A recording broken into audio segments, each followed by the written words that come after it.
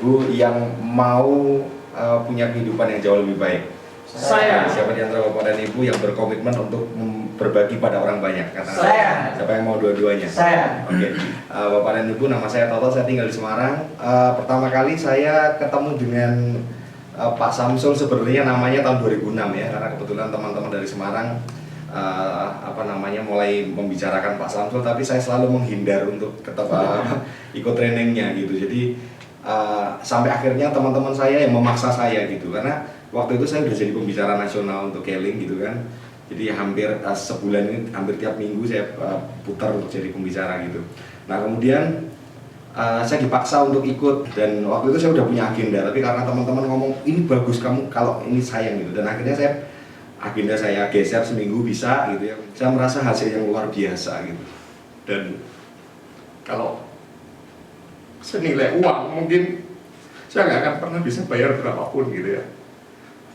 Yang membuat saya berubah, salah satu yang bernilai buat saya gitu, kebetulan gini, kami punya dream untuk punya rumah dekat dengan masjid gitu ya. Itu dari dulu. Kami tinggal di satu tempat tadinya 12 tahun, itu cukup jauh dari masjid.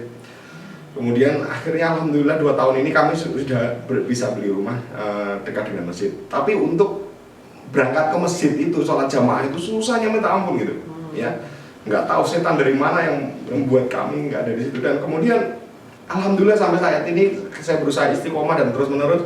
Itu kalau sholat subuh bangun itu otomatis udah jalan aja ke masjid itu. Dan itu bagi saya itu jauh lebih berharga dari uang berapapun gitu ya. Itu hasil yang saya dapatkan bagi diri saya.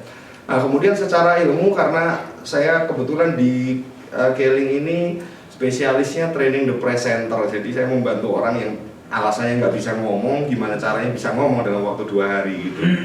Dan untuk itu memang saya tidak dibayar ya. Jadi saya kemarin ke Jayapura itu membantu kira-kira ada 60 orang yang ikut training presenter, saya tidak dibayar gitu ya dari Keling, bukan, tapi saya dibiayai saja.